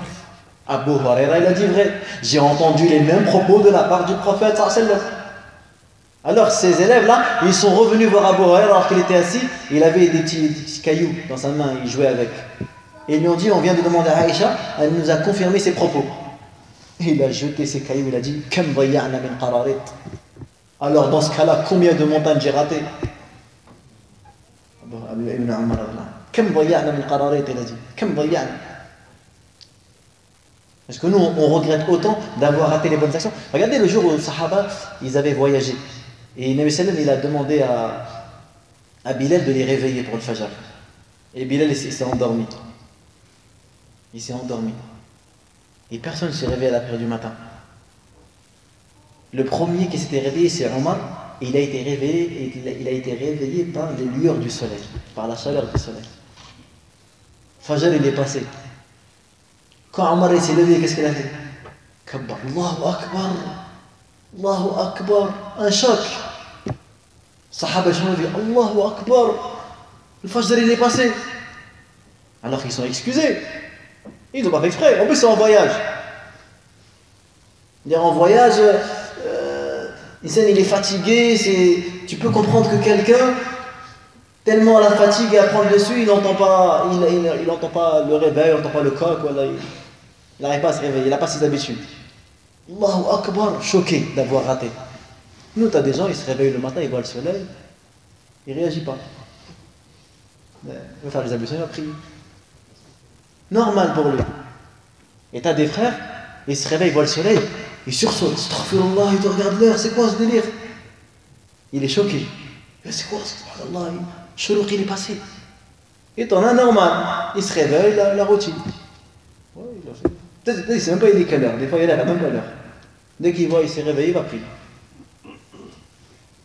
Ça c'est quoi? Il n'y a pas le regret d'avoir délaissé, il n'y a pas cette fervence. Et à la fadl min Allah, cette fervence-là, c'est un fadl min Allah. Le fait de convoiter, de désirer ardemment les bonnes actions, c'est pas donné à n'importe qui. Et bien sûr, ça, fadlullah, ce qui est demandé, c'est de faire les obligations et d'encourager le musulman à faire des obligations. Après, celui qui veut persévérer, c'est chacun son domaine. On est d'accord? Maintenant, on va pas obliger tous les musulmans à vouloir le premier rang, à vouloir faire des janazas. Allah lui-même, Azza wa Jal, lorsqu'il cite les musulmans, il dit وَمِنْهُمْ ظَالِمٌ لِنَفْسِهِ وَمِنْهُمْ مُقْتَصِدٌ وَمِنْهُمْ سَابِقٌ بِالْخَيْرَاتِ. C'est pas tous dans le même niveau. Tous les musulmans, on ne leur demande pas d'apprendre le Coran, de profiter, de faire les adhkar. Chacun selon le degré de sa foi. Mais nous, quand on s'adresse aux gens, on doit conseiller nos frères et on doit aimer pour eux ce qu'on aime pour nous-mêmes. Donc tu dois aimer pour ton frère qui ne rate rien. Tu aimes pour lui qui profite de chaque instant, de chaque bonne action qu'il peut avoir. Parce que tu lui veux le bien. Abu al-Minhar, rahimahullah, il a dit Ma jawara abdun fi qabrihi min jarin ahabba ilayhi min istighfar al-kathir. Il dit le meilleur voisin que tu peux avoir dans la tombe, c'est quelqu'un qui fait beaucoup d'istighfar. C'est le meilleur voisin que tu peux avoir, parce que tu as profité même de sa bénédiction. Donc ça, c'est la deuxième cause qui a été évoquée. Maintenant, la troisième cause, on a dit, c'est al-hasanat, les bonnes actions. Les bonnes actions également effacent les péchés. وَأَتْبِعِ السَّيِّئَةَ الْحَسَنَةَ تَمْحُهَا. Fais suivre la mauvaise action par la bonne, celle-ci l'effacera. Et le hadith rapporté par Muslim, parce qu'un jour un jeune, il est venu se plaindre chez le Nabi sallallahu alayhi wa sallam qu'il avait embrassé une femme dans un jardin, et il lui a dit Inna al-hasanat yudhibna as-sayyi'at. Est-ce que tu as fait la prière avec nous? Il a dit Inna al-hasanat yudhibna as-sayyi'at. Que les bonnes actions font disparaître les mauvaises. Quelqu'un qui fait. Et bien sûr, quelles sont les bonnes actions qui font disparaître les mauvaises? Quelle est la prière qui va effacer les mauvaises? C'est la prière qu'on fait correctement. Parce que des fois, t'en as, il va dire dans ce cas-là, je fais ma prière, donc c'est bon. Mais toi, déjà ta prière, si juste ta prière elle arrive à être acceptée, c'est déjà bien. Tu veux qu'elle pardonne les péchés. Alors que la prière remplie de tu es distrait, tes ablutions sont mal faites, je ne sais même pas si devant la qibla, je ne sais même pas si tu as l'odo. Ça, c'est la prière. Ce que Nabi nous a dit, quand on fait la prière, on sort rarement avec la récompense entière. On sort avec le 8e, le 7e, le 6e, le 5e. Tu n'auras de ta prière que ce que tu as raisonné. Illa ma aqilta minha. Donc de là, juste si Allah Azza wa Jal ne demande pas des comptes par rapport à la prière qu'on a fait, on est déjà bien. Alors si là tu espères que ta prière va pardonner tes péchés, surtout pour beaucoup d'entre nous, la prière qu'on fait, et Allah al-mushtaka. Également parmi les bonnes actions que Allah nous a donné, al-kaffarat. Vous savez, Allah nous a donné une manière de rattraper les erreurs, les bonnes actions qui permettent de pardonner certains péchés que tu as fait. Comme par exemple celui qui a des rapports intimes, des rapports sexuels avec sa femme pendant le mois de Ramadan. Allah Azza wa Jal a ordonné al-kaffara. Al-kaffara permet de quoi? De se faire pardonner ce péché-là. Et c'est de jeûner 2 mois de suite. Et si tu ne peux pas jeûner 2 mois de suite, tu nourris 60 pauvres. Pour celui qui a eu des rapports sexuels avec sa femme pendant la journée de Ramadan. C'est un péché. Comment il va le rattraper? Par une kaffara. Après, est-ce que celui qui mange et qui boit, il doit faire la même chose? Ça, il y a une divergence. L'imam Malik, il dit oui. Parce qu'il a touché à la sacralité du mois. Donc il a fait le qiyas. Il a eu recours au raisonnement par analogie. Les autres, Ahmad, disent non. Que ce jugement est propre à celui qui a eu des rapports sexuels pendant Ramadan. Et que celui qui mange et boit ne rentre pas dedans. Mais lui doit faire le repentir. Tawba. Également, par rapport à celui qui jure. Si quelqu'un jure et il ne tient pas sa parole. Il dit Wallah, moi je ne parlerai pas un tel. Wallah, je ne ferai jamais ça. Et il ne tient pas sa promesse. C'est un péché. Et bien il doit faire une kaffara. C'est une bonne action qui lui permet de rattraper son erreur. Il doit nourrir 10 pauvres. Il doit nourrir 10 pauvres. Pour que son serment soit annulé. Quatrièmement, al-masa'ib ad-dunyawiyya. Donc les épreuves de la vie. Comme les maladies, la pauvreté, les problèmes de famille, problèmes de voisins, problèmes de travail. Et un salaf il disait Lawla masa'ibu dunya la waradna al-akhirata mafalis. S'il n'y avait pas les catastrophes de la vie, on serait venu Yawm al-Qiyamah ruiné. Il dit heureusement il y a des problèmes. Sinon on n'aurait rien du tout Yawm al-Qiyamah. Dans Sahih Muslim, النبي صلى الله عليه وسلم dit ما يصيب المسلم من هم ولا وصب ولا نصب حتى الشوكة يشاكها إلا كفر الله بها خطاياه. يعني il n'y a pas un musulman qui est atteint par un souci ou une angoisse ou un problème jusqu'à l'épine qui l'atteint sur son corps sans que cela ne soit une cause pour que Allah lui pardonne ses péchés. Masa'ib ad-dunyawiyya pardonne les péchés. Fitnatul rajul fi ahlihi wa malihi. C'est-à-dire, même regarde le stress que tu as, ou des fois quand tu es malheureux, tu es angoissé, voilà, des fois tu te colles le pied sur la table, voilà, sur le mur, voilà, je ne sais quoi. Dis, c'est des péchés qui sont partis. Voilà, on t'a cassé la voiture alors que tu n'étais pas là. Tu dis, khair, Inch'Allah. Venous sont partis. Des péchés qui sont partis. Masa'ib de Nawiya, tu kaffir as-sayyi'at. Et là également, vous remarquez la rahma d'Allah. Qu'Allah Azza wa Jal, il nous trouve toutes les causes pour nous débarrasser de nos péchés. Toutes les causes sont bonnes à prendre pour ne pas provoquer la colère d'Allah le jour où on sera devant lui. Également, adab al-qabr, châtiment de la tombe. Il vaut mieux être châtié dans la tombe qu'être châtié dans l'enfer. Il y a des musulmans, ils vont être châtiés dans la tombe. Pourquoi? La tombe est pour eux une purification. Quand il va arriver Yawm al-Qiyamah, il aura déjà payé de ses fautes, ses erreurs. Et on avait vu dans le hadith rapporté par le Bukhari que le Nabi sallam il est passé près de deux tombes et il a dit innahuma la yu'adhaban wa ma yu'adhabani fi kabir. Il y en avait un, il ne se lavait pas après l'urine, et dans une version il ne se cachait pas quand il urinait devant les gens. La yastatiru min al-bawl. Il y a deux explications. La yastatiru min al-bawl. Certains disent il fait pas attention, il urine, il se lave pas. D'autres il se cache pas, il urine devant les gens. Et l'autre, Kanayim, c'est bin Namim. Il commettait la calomnie. Ils sont châtiés pour être épargnés Yawm al-Qiyamah du châtiment d'Allah tabaraka wa ta'ala. Également, du'a al-mu'minin, l'invocation des croyants. Soit dans la janaza, mais c'est dit que s'il y a 40 personnes qui prient sur un mort, Allah Azza wa Jal les fera intercéder pour lui. Plus il y a du monde, mieux c'est. Donc même toi, quand tu fais des du'a pour quelqu'un qui est mort, ou quelqu'un qui est vivant, non seulement toi, tu es gagnant, mais lui aussi, il en profite. Le serviteur sera élevé en degré au paradis. Il dira au mon Seigneur, par quelle action j'ai mérité cette élévation? On lui dira, parce que ton fils a demandé pardon pour toi. Également,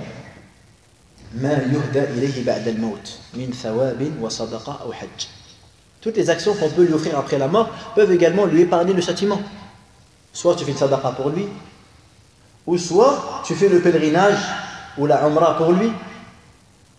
Ça peut l'épargner de la sentence promise par Allah sur tel ou tel acte. Ahwalu yawm al-qiyamah. Dire toutes les angoisses, toute la peur que le musulman, que le croyant aura yawm al-qiyamah, va également le purifier de ses péchés. C'est-à-dire al-ba'th min al-qubur. Comment ils vont être ressuscités? Quel farash al-mabthouth, comme des papillons éparpillés. وأنذرهم يوم الحسرة إذ الآزفة لدى الحناجر الكاظمين. C'est un jour immense. تزلزل الأرض, la terre tremble. فإذا جاءت الصاخة تصخ أسماع الناس, elle va assourdir les gens. الطامة يوم عظيم. Allah يغضب, Allah se met en colère. يغضب كما لم يغضب قط. Comme il se mettra en colère comme jamais ne l'a été. Et la seule invocation prononcée par les prophètes, oh Allah, épargne-nous, épargne-nous. Il y aura la peur et la crainte. Cette peur et cette crainte va effacer les péchés. Le ubur abra sirat, passer le pont, c'est une angoisse. Ce pont, aussi fin qu'un cheveu, aussi tranchant qu'une épée, c'est une angoisse. Est-ce que tu vas le passer ou pas? En voyant l'enfer, en dessous, avec les kalalib, avec les crochets tout autour, en voyant des gens se faire arracher. Amr azim, Amr jalil. Ça, ces causes-là, Allah Azza wa Jal, il pardonne les péchés. Et également, iqtisas al-mu'minin, Ça, les représailles. Chacun, il se peut que Wahad il est voué en enfer, mais parce qu'il y a plein de gens qui lui ont fait du mal, il va leur prendre les hasanat, tiens, toi tu me donnes, toi tu me donnes, il va te sauver. Il va te sauver. Vous savez, Ibn Daqiq al-Eid, rahimahullah, grand savant de l'islam, il dit Al-a'radu hufratun min hufari nari waqa'a ala shafiriha al-ulama wal-hukam. Il dit l'Arab, l'honneur, est un trou parmi les trous de l'enfer. C'est mis au bord de ce trou les savants et les gouverneurs. Parce que généralement, ce sont ceux sur qui le plus on atteint leur honneur. Donc bien sûr, il y en a d'entre eux, c'est des pécheurs, etc. Mais est-ce que toutes les accusations qui ont été faites à leur encontre sont vraies? C'est ça la question. C'est là les représailles auront lieu en Qiyam. Donc il y aura des gens qui vont être sauvés du châtiment d'Allah. Pourquoi? Parce qu'ils auront récupéré leurs droits auprès d'autrui. Et c'est celui dont... Et l'autre il va aller en enfer à sa place. Et c'est celui dont Nabi sallam a nommé Al-Muflis, le ruiné. Al-Muflis min ummati. Et l'ikhtisas il dit min al-mu'minin min ba'di إذا عبروا الصراط ووقفوا على قنطرة بين الجنة والنار فإذا هذبوا ونقوا أذن لهم في دخول الجنة. يعني quand ils passent le sirat, ils vont rester bloqués pendant un moment jusqu'à que chacun il donne le droit à l'autre, puis ils iront au paradis. Shafa'atu shafi'in. Également, shafa'a, l'intercession. Shafa'a, elle peut sauver des gens. Surtout la shafa'a de Nabi Muhammad sallallahu alayhi wa sallam, elle sauvera beaucoup de gens. Allah tabaraka wa ta'ala a donné pour chaque prophète une invocation qui a été exaucée. Nabi sallam, son invocation, il l'a gardée pour l'au-delà. Il l'a gardée en shafa'a. Il a dit li'annaha a'am, parce qu'elle sauvera plus de gens. Donc il y en a plein qui sont voués pour l'enfer et qui vont être sauvés par Allah ta'ala grâce à la défense et à l'intercession de Muhammad sallallahu alayhi wa sallam. C'est pour ça que souvent les musulmans ils demandent à shafa'a à Allah. Allahumma shafi' fina nabiyyak. Parce que Nabi sallam ou n'importe qui ne pourra pas intercéder en ta faveur si Allah ne donne pas l'autorisation. Man dhal ladhi yashfa'u 'indahu illa bi'idhnihi. Et shafa'a également peut se faire par des croyants. C'est-à-dire que si toi par exemple tu as atteint un niveau de piété et de droiture auprès d'Allah, Allah il peut même t'accorder le privilège d'intercéder envers des gens que tu connais ou que tu connais pas. Quelqu'un il peut intercéder si vraiment subhanallah, il a rempli sa vie de bien, de khayr et de bonté. Il se peut Allah ta'ala va lui permettre d'intercéder pour ses parents, pour ses enfants. Et la dernière cause, afu arhamar rahim, le pardon du miséricordieux azza wa jalla. Parce qu'Allah subhanahu wa ta'ala accorde sa miséricorde. Yani malgré la personne, ni il a fait le repentir, ni il a fait la tawbah, mais il est mort avec les péchés, il peut obtenir le pardon d'Allah. Il peut obtenir le pardon d'Allah parce qu'Allah subhanahu wa ta'ala yaghfiru dhunuba jami'an wa huwa ar-rahman ar-rahim.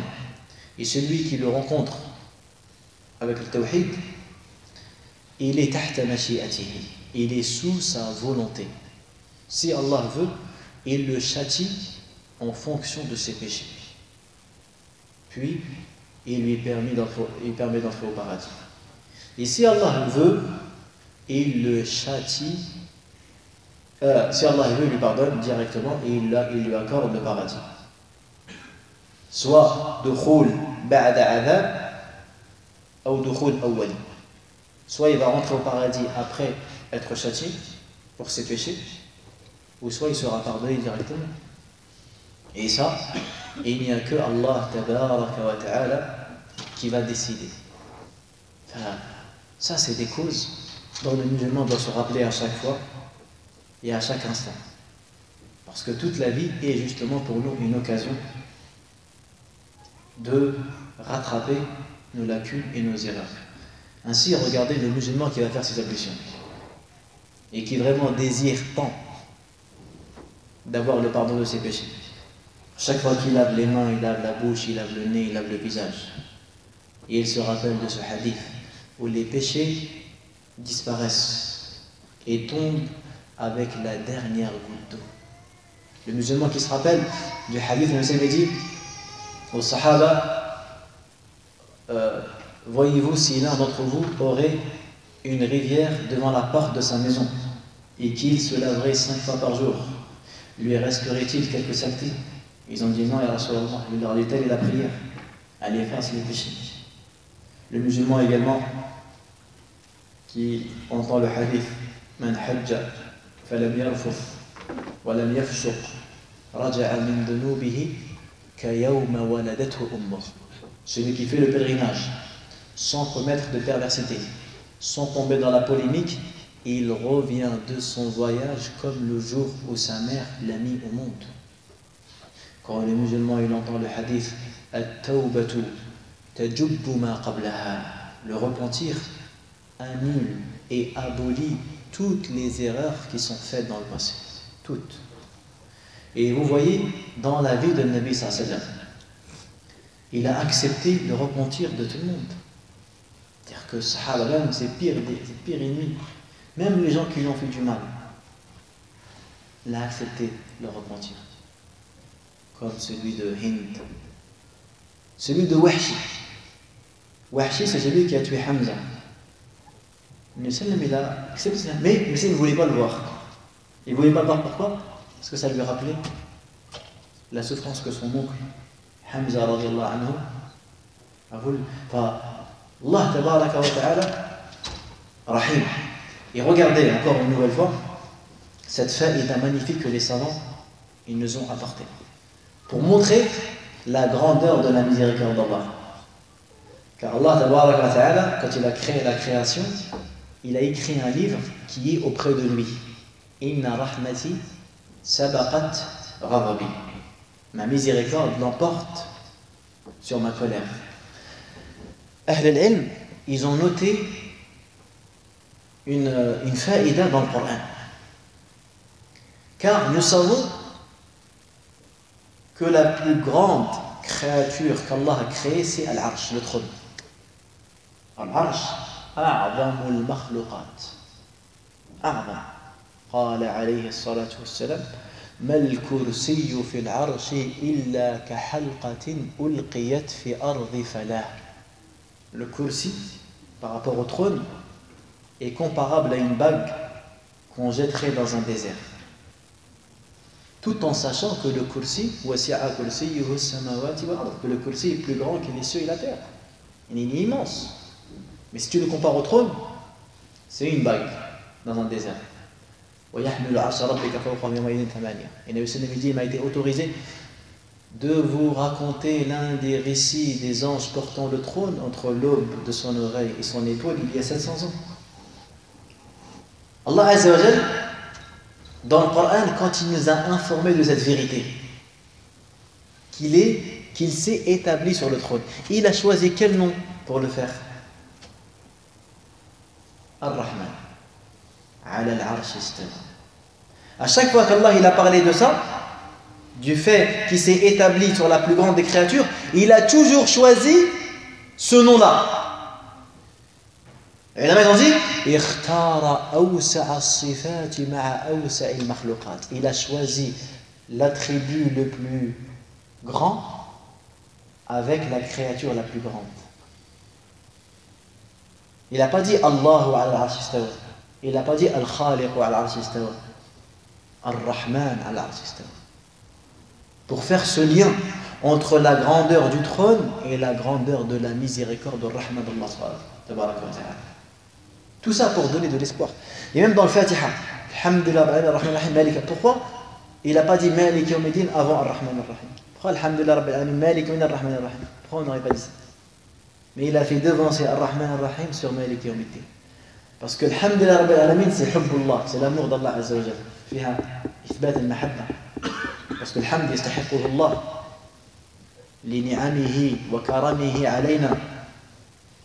Juste après Ar-Rahman Ar-Rahim, فيه الرجاء. Il y a dans ce verset l'espoir et l'espérance. Et après, Malik Yawmiddin, le maître du jour dernier. وهذا فيه الخوف من الله. Il y a ici la peur et la crainte d'Allah Azza wa Jal parce que c'est le jugement. Al-Hasil, cette série de cours qui a traité sur les péchés, leurs conséquences, leur gravité, se termine par ce cours dans lequel il y a de l'espoir pour chaque croyant qui espère en Allah et à l'au-delà, pour chaque croyant qui souhaite la réussite et le succès dans l'au-delà, de lui dire que ce n'est jamais trop tard. Tant qu'il y a de la vie, il y a de l'espoir. Tant que tu es en vie, tu es debout, et que tu marches et que tu parles, tu peux toujours te rattraper. Et personne au monde ne pourra te fermer cette porte qu'Allah il a ouverte. Personne au monde ne pourra te fermer cette porte qu'Allah t'a ouverte. C'est pour ça que dans la religion, on n'a pas le droit de maudire quelqu'un. Tu n'as pas le droit de dire à quelqu'un « La'anak Allah ». C'est même un grand péché. Un Nabi, ça veut dire « La'anul muslim ka qatlihi ». La'anul muslim ka qatlihi. Maudire un musulman, c'est comme le tuer. Et il y en a beaucoup qui font l'a'n. Et l'a'n al-nas. Parce qu'ils ne comprennent pas le sens. Ça veut dire quoi? La'anak Allah. Wa rabbi yal'anu. L'a'n, ça veut dire quoi? Al-la'nu ma'nahu at-tardu min rahmatillahi tabaraka wa ta'ala. L'a'n, ça veut dire quoi? At-tard. C'est-à-dire l'expulsion de la miséricorde d'Allah. Tu n'as pas le droit de maudire ni un musulman ni un mécréant. Pourquoi? Parce que tu n'as pas le droit de l'expulser de la miséricorde d'Allah. Il peut encore revenir. Pourquoi tu le condamnes? Tu peux maudire quelqu'un dont tu sais qu'il est en enfer. Tu peux dire parce que il est en enfer. Même Iblis, c'est pas bien de le maudire parce qu'il est content quand tu le fais. Comme dans un hadith a été évoqué. Mais maudire quelqu'un de vivant, c'est comme le tuer. Comme il dit c'est comme le tuer. Parce que tu es en train de le condamner à mort. Tu le condamnes avant qu'il ne soit condamné, subhanallah. Parce qu'il y a toujours de l'espoir. Qui imaginait à l'époque de Nabi sallam que Omar ibn Khattab allait entrer en islam, Abu Sufyan allait devenir musulman? Qui imaginait? Ils n'imaginaient pas ça, les gens. Ils n'imaginaient pas qu'Omar allait rentrer dans l'islam. Et pourtant, Allah hada, Allah il a guidé. Ma yudrik. Qu'est-ce que tu en sais? Et nous, on a vu à cette époque, il y a certains racistes parmi les extrêmes, etc. On a entendu dans certains pays des gens, ils sont convertis à l'islam, subhanallah. Alors qu'ils faisaient la guerre à l'islam et aux musulmans. Et on a vu certains même, ils ont même fait la Umrah, subhanallah. Ils ont même fait la Umrah et le Hajj. Alors qu'ils combattaient les islam et les musulmans. Et Allah les a guidés. C'est possible. Donc tu ne peux pas maudire quelqu'un. Interdit, la yajouz. Laysa al-mu'min bil-la'an. Le croyant n'est pas quelqu'un qui maudit. Laysa al-mu'min bil-la'an. Wala bil-ta'an. Wala bil-fahish, wala bil-mutafahish. Le musulman n'est pas vulgaire. Il ne maudit pas. Il n'insulte pas. Et une des formes les plus sévères de l'insulte, c'est justement la malédiction. Alhamdulillah, peut-être chez les francophones, elle est rare. C'est rare d'entendre faire qu'Allah te maudit. C'est rare d'en entendre ça. Alhamdulillah, ils sont épargnés. Mais les gens du bled, illa man rahimallah. Oh. Il maudit même ses enfants. Même ses enfants. Il le maudit. Il maudit ses enfants, il maudit sa famille, il maudit. Nabi sallam un jour, écoutez bien ce hadith. Un jour, il y a un homme, il a maudit son chameau. Son chameau, il ne voulait pas marcher, voilà. Il l'a maudit. Qu'est-ce qu'il a dit? Il a dit, reste toi et ton chameau. Je ne veux pas qu'une personne maudite nous accompagne pendant ce voyage. Il a dit, reste là, il lui a dit. Viens pas avec nous. Parce que tu as maudit ton chameau. Il dit, je veux pas qu'une créature maudite nous accompagne pendant notre voyage. Enfin, il y en a, Allah, pour eux, c'est une habitude, c'est une banalité. Et c'est contre tout ce qu'on vient de dire. Tout l'espoir qui a été donné par Din, toutes ces méthodes qui existent, At-Tawba, Wal-Istighfar, Wal-Hasanat, Al-Mahya, toutes ces occasions, toutes ces issues que la religion propose à celui qui a commis des erreurs pour qu'il puisse se rattraper, pour qu'il puisse se laver, pour qu'il puisse se débarrasser des fautes et des péchés. Et nous, on doit mettre entre les yeux ces choses-là toute notre vie. Ce n'est pas que pour ce moment-là, toute notre vie. L'istighfar, il faut que ça soit notre habitude. Astaghfirullah, astaghfirullah, astaghfirullah. Et on demande à Allah de nous aider. Allahumma a'inni ala dhikrik wa shukrik wa husni ibadatik. Que des fois ils peuvent dire, mais moi j'aimerais bien faire l'istighfar, mais j'y pense pas, c'est ça le problème. J'y pense pas. Oui, mais c'est ça la question. Pourquoi tu n'y penses pas? Pourquoi tu n'y penses pas? Pourquoi Allah ne t'a pas fait penser? Peut-être parce que tu ne le mérites pas. Omar ibn Khattab disait, Inni la ahmilu hamma al-ijaba walakinni ahmilu hamma ad-du'a. Je ne porte pas, il dit, le souci de savoir si mon invocation est exaucée ou pas. Mais je porte le souci, est-ce que Allah va m'inspirer la volonté de l'invoquer? Est-ce qu'Allah va m'inspirer la volonté de demander le pardon? Est-ce qu'Allah va m'inspirer la volonté de faire du dhikr? L'yaqara, le degré de l'éveil, il devient éveillé. فيستغفر ويتوب استغفر الله العظيم واتوب اليه استغفر الله العظيم واتوب اليه, tout en mettant l'intention de se nettoyer, de se laver, de se purifier. نسأل الله سبحانه وتعالى أن يغفر لنا ذنوبنا كلها دقها وجلها أولها وآخرها علانيتها وسرها. اللهم اغفر لنا ذنوبنا اللهم اغفر لنا وارحمنا ربنا اغفر لنا ولإخواننا الذين سبقونا بالإيمان ولا تجعل في قلوبنا غلا للذين آمنوا ربنا إنك رؤوف رحيم. سبحانك اللهم وبحمدك نشهد أن لا إله إلا أنت نستغفرك ونتوب إليك. Inch'Allah, à partir de la semaine prochaine, nous allons commencer une nouvelle série. Donc quand je dis c'est le dernier cours, ça ne veut pas dire c'est le dernier cours du dimanche. Inch'Allah, on essaiera de continuer cette adoration tout au long de l'année, de se rappeler al-khayr, le bien, et se rappeler des sujets qui sont utiles pour le musulman, mais à chaque fois on change de thématique et on change de sujet pour essayer d'avoir une globalité et une vision diverse des sciences et des domaines de la religion. Wallah azza wa jalla huwa al-muwaffiq, walhamdulillah rabbil alamin.